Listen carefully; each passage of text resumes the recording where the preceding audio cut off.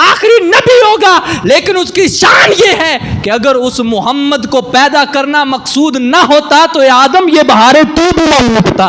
جب جب تیری زبان پہ ذکر خدا آئے تو ساتھ ساتھ تیری زبان پہ ذکر مصطفیٰ بھی آنا چاہیے۔ اللہ اکبر۔ اب انکی حملتی بسیدی ہذہ الامتی، کہ جب سیدہ آمینہ رضی اللہ تعالی عنہ آپ کو جو ہے سرکار دو جہاں صلی اللہ علیہ وسلم کے نور مبارک کا مرکز بنایا گیا، آپ فرماتی ہیں فرشتوں کی طرف سے یہ آواز آتی تھی کہ اے آمینہ انکی حملتی بسیدی ہذہ الامہ، کہ رب ذوالجلال نے تجھے اس امت کے سردار نبی کی ماں بنایا ہے، ان کا جو ہے تیرے پیٹ کے اندر بطن کے اندر نور کو ٹھہرایا ہوا ہے، اور سمیہ محمدا، کہ جب وہ کائنات میں تشریف لائیں گے تو فرمایا ان کا نام اس میں گرامی محمد رکھا جائے گا۔ اللہ اکبر۔ اور پھر آئیں اس سے بھی آگے والی بات کرتے ہیں۔ جناب آدم علیہ السلام آپ نے جو ہے اپنے بیٹے جن کا نام حضرت شیث علیہ السلام تھا، آپ نے ان کو وصیت کی، اور وصیت کرتے ہوئے کہا اے شیث سنو، کلما ذکرت اللہ فاذکر الی جنبہ اسم محمد، فرمایا سنو کائنات میں تمہیں یہ وصیت کر کے جا رہا ہوں، تیرا باپ آدم علیہ السلام، کہ میں کائنات سے جا رہا ہوں، میں تجھے وصیت کرتا ہوں۔ کہا ابا جان کیا وصیت کر رہے ہیں؟ اب ایک نبی دوسرے نبی اپنے بیٹے کو وصیت کر رہا ہے۔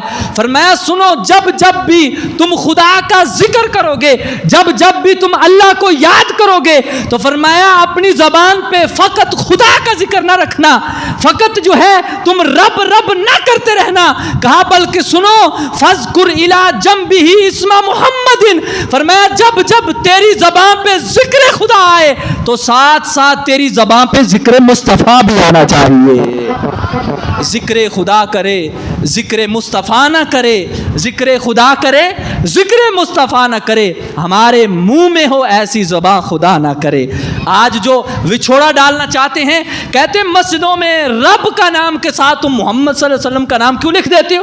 یہ برابری ہو گئی، یہ تو شرک ہو گیا، اللہ کے نام کے سامنے تم نے نام لکھ دیا۔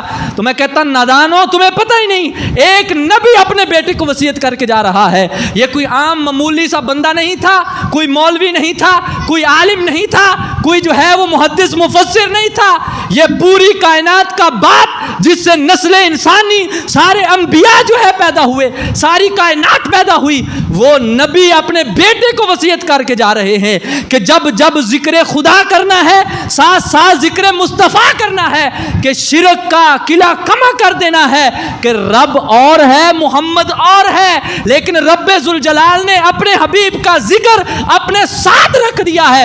کہا تمہیں تو تکلیف ہوتی ہے، مسجدوں میں ساتھ ذکر نہ لکھو، اللہ تعالیٰ نے تو جنت کے ہر پتے پہ اپنے نام کے ساتھ محمد کا نام لکھا ہوا ہے۔ اللہ اکبر۔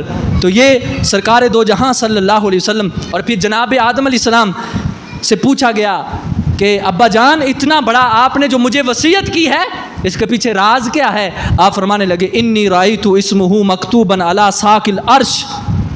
کہا سنو، میری جب تخلیق ہوئی اور پھر وانا بین الروح والتین، میں ابھی روح اور مٹی کے گارے کے درمیان تھا، تو میں نے میں نے جو ہے اللہ تبارک و تعالیٰ کے عرش کی طرف نظر اٹھا کے دیکھا۔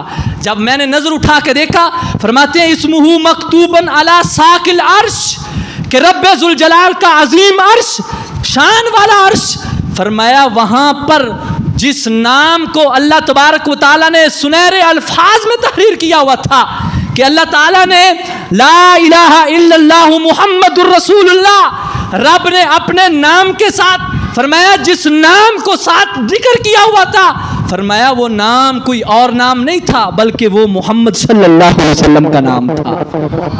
تو فرمایا اسی وجہ سے تمہیں کہتا ہوں جب بھی خدا کا ذکر کرنا ہے تو ساتھ ساتھ ذکر مصطفیٰ بھی کرنا ہے، ذکر مصطفیٰ کرو گے پھر بات بنے گی۔ اور پھر کیونکہ حضرت آدم علیہ السلام جانتے تھے کہ 300 سال تک روتے رہے, دعائیں مانگتے رہے. اللہ کے جلیل القدر نبی بھی ہیں, پیغمبر بھی ہیں, نسل انسانی کے باپ بھی ہیں, اتنے اعلیٰ رتبے والے ہیں کہ یہ منصب فقط انبیاء میں سے رب ذوالجلال نے آدم علیہ السلام کو عطا فرمایا کہ ساری کائنات نبی, رسول, اولیاء, غوث, کتب, اقدال جو ہیں وہ سارے آپ کی نسل سے جو ہے وہ پیدا فرمائے, یہ شان عطا فرمائی. لیکن اتنے سالوں تک روتے رہے, دعائیں کرتے رہے, لیکن فقط اگر رب ذوالجلال نے دعا قبول فرمائی, اللہ تعالیٰ نے پھر سے وہ بہاریں عطا فرمائی, تو وہ تیرے اور میرے نبی صلی اللہ علیہ وسلم کے نام کا وسیلہ تھا کہ وسیلہ واسطہ دے کر کہا یا اللہ میں تیری بارگاہ میں بحق محمد صلی اللہ علیہ وسلم اس آخر الزمان نبی محمد کا وسیلہ دے کر کہتا ہوں یا اللہ میری توبہ قبول فرما لے. اللہ نے فرمایا آدم توبہ تو قبول فرما لیتے ہیں, لیکن ذرا بتاؤ یہ نام ابھی تک آیا نہیں ہے, یہ نام ابھی تک میں نے بتایا نہیں ہے, تجھے اس نام کے بارے میں کیسے پتا چلا؟ عرض کی باری تعالیٰ عرش پہ لکھا ہوا پایا تو فرمایا آدم سن لو, ہوگا تیری اولاد سے, تیری اولاد سے بیٹا ہوگا, آخری نبی ہوگا, لیکن اس کی شان یہ ہے کہ اگر اس محمد کو پیدا کرنا مقصود نہ ہوتا تو آدم یہ بہاریں تو بھی نہ اگتا. اللہ اکبر. کہا آدم پھر تجھے بھی پیدا نہ کرتا اگر اس محمد صلی اللہ علیہ وسلم کو پیدا کرنا مقصود نہ ہوتا. اللہ اکبر. یہ شان ہے میرے آقا صلی اللہ علیہ وسلم کی اور یہ مقام ہے. اب خصوصیات آپ کے نام کی کتنی ہیں, کتنا عرفہ والا نام ہے. اگر میں یہ ساری خصوصیات گنوانا شروع کر دوں تو وقت بہت آگے چلا جائے گا. یہاں پہ بات ختم کرتا ہوں. ہمارے بزرگوں نے اس بات کو ختم کر دیا. مولانا جامی رحمۃ اللہ علیہ آپ فرماتے ہیں 1000 بار بشویم دہن زے مشک و گلاب. یہ میرے آقا صلی اللہ علیہ وسلم کا نامی اسم گرامی, اس کی شان کیا ہے؟ کہا 1000 بار. صرف سادہ پانی نہیں, صرف جو ہے وہ عام پانی نہیں, بلکہ فرمایا کہ تم عرق گلاب سے اپنی زبان کو دھوتے رہو, کہ تم جس پانی سے خوشبو آتی ہے, پانی جو ہے دل کرتا ہے بندہ اس کو خوشبو محسوس کی جائے, عرق گلاب سے 1000 بار بشویم دہن زے مشک و گلاب. اگر 1000 بار بھی زبان کو دھو لیا جائے مشک کے پانی سے, فرمایا ہنوز نام تو گفتن کمال بے ادبی است. کہا 1000 بار بھی زبان کو اس عرق گلاب سے دھونے کے بعد اگر مصطفیٰ کا نام لیا جائے تو یہ بھی بے ادبی ہے. کیوں؟ کیونکہ شان اس نام کی ایسی ہے. اور پھر آپ فرماتے ہیں, کہا سنو اگر نام محمد را نہ آورد شفیع آدم, کہ اگر یہ نام جناب آدم علیہ السلام کی زبان پہ نہ آتا, نہ آدم یافت توبہ, نہ نوح از غر کے نجینا.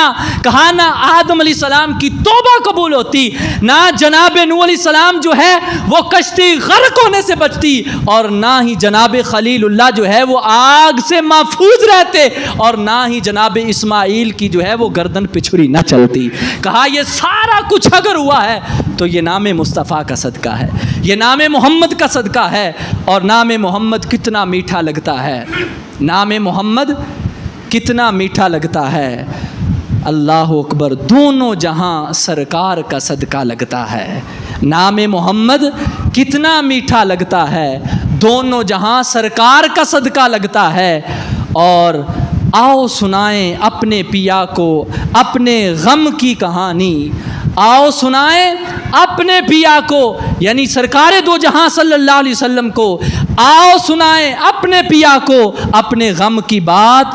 ان کے علاوہ کون نیازی ایسا لگتا ہے کہ ان کے علاوہ کون ہے جن کو غم سنائے جائیں. اور پھر علامہ اقبال نے کمال کر دیا, وہ کہتے ہیں قوت عشق سے ہر پست کو بالا کر دے. آہستہ آواز سے کہیں سبحان اللہ, بڑے سمجھدار ہو ماشاءاللہ. قوت عشق سے ہر پست کو بالا کر دے, اور دہر میں اسم محمد سے اجالا کر دے. کہا نام محمد سے جہاں میں اجالا کر دے, اور ہونا یہ پھول تو بلبل کا ترنم بھی نہ ہو. ہونا یہ پھول تو بلبل کا ترنم بھی نہ ہو، چمنے دہر میں کلیوں کا تبسم بھی نہ ہو، اور یہ نہ ساقی ہو تو پھر مہ بھی نہ ہو، خم بھی نہ ہو، بزم توحید بھی دنیا میں نہ ہو، تم بھی نہ ہو، اور خیمہ افلاک کا استادہ اسی نام سے ہے۔ کہا جب میں نے آسمان کو دیکھا کہ بغیر ستونوں کے کھڑا ہوا ہے تو یہ کیوں کھڑا ہے اتنا بڑا آسمان؟ تو علامہ اقبال عشق کی دنیا میں کہتے ہیں خیمہ افلاک کا استادہ اسی نام سے ہے۔ مجھے سمجھ آ گئی کہ اگر یہ بغیر ستونوں کے یہ آسمان کھڑا ہوا ہے تو یہ بھی نام نامی اسم گرامی محمد کا صدقہ ہے۔ خیمہ افلاک کا استادہ اسی نام سے ہے، اور نبض ہستی تپش امادہ اسی نام سے ہے۔ کہا اگر یہ سانسیں چل رہی ہیں نا تو یہ بھی جناب مصطفیٰ کا صدقہ ہے۔ اللہ اکبر۔